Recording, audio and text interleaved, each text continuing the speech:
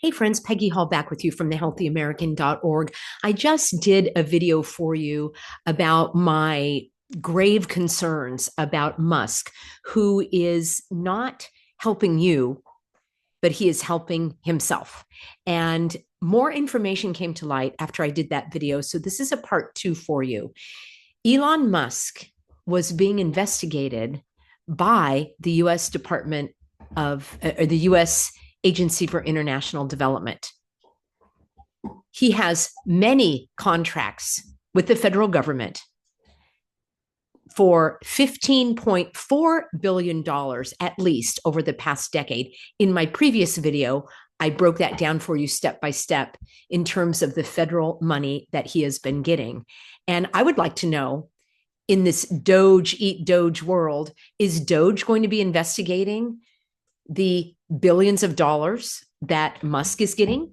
Or will he continue to increase his bank account because he's going to be replacing all of these federal workers that he is getting rid of? Maybe not all of them, because he seems to be prepared to replace these federal workers with AI, and he will probably get the contracts. So here we have a news article from Newsweek. This is just a few days ago, and it says the USAID was investigating its relationship with Starlink just months before tech billionaire Elon Musk attempted to shut down the agency. The freezes and cuts to the USAID, spearheaded by Musk, raise questions of a potential conflict of interest, as Musk is the owner of Starlink, which is a subsidiary of his company SpaceX. Friends, I've been telling you about this, and it's very sad that people are blinded as to this savior or their hero, Musk, going in and slashing the government. But he's not slashing his programs. In fact, he was being investigated, and he shut down the very department that was investigating its relationship with Musk. So if that doesn't raise some red flags, then you are on the wrong channel, because we are not about Democrat or Republican. We are about truth, integrity, that's in short supply these days, and freedom. Fears that Musk and others could use their positions in government to benefit themselves have been around since Trump won the 2024 election. The move to dismantle the USAID is the first major policy decision Musk has made. And friends, he is not elected. He was appointed by Trump with very little oversight. During a hearing at the House Foreign Affairs Subcommittee on Oversight and Accountability in September of 2024, USAID Inspector General Paul K. Martin told Congress that the agency was examining its relationship with Starlink, one of Musk's most prominent tech ventures. I did mention this in passing in my previous video that I aired for you today. If you didn't see that, I will have a link for you at the end of this one. In 2022, USAID and Starlink collaborated to provide 5,000 Starlink terminals to Ukraine to give the country fighting Russia, the Russia invasion to Musk's advanced internet system. Now, I did mention briefly that I did some research into Starlink, and there you can just go on any site like Reddit or any site, and you can find out how many people have a great dislike of Starlink, and they have had horrible customer service. They have not gotten the service that they paid for. And even after they canceled their service, they were still charged. So there's tons of that online if you would like to dig as well.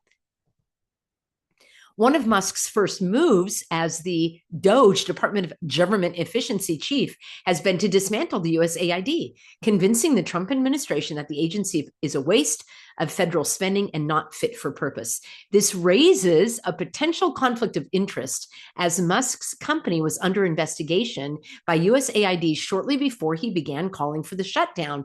Friends, doesn't this raise any red flags for you? Now, I shared with you in the previous video the billions of dollars that he gets from the federal government. Why isn't anyone looking at those contracts?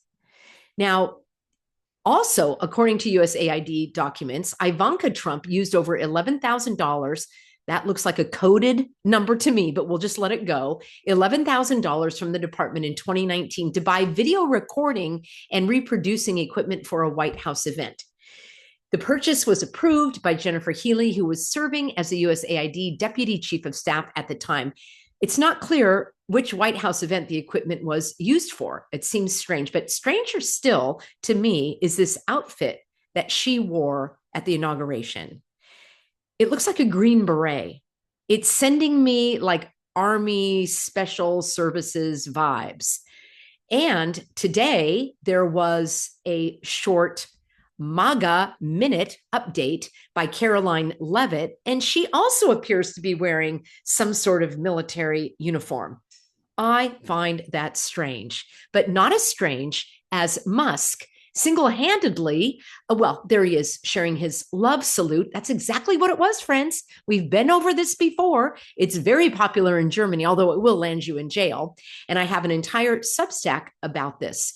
So I'm concerned that this unelected rogue is going through and making a lot of fanfare about eviscerating these agencies. And he started with the very agency that was investigating his contracts.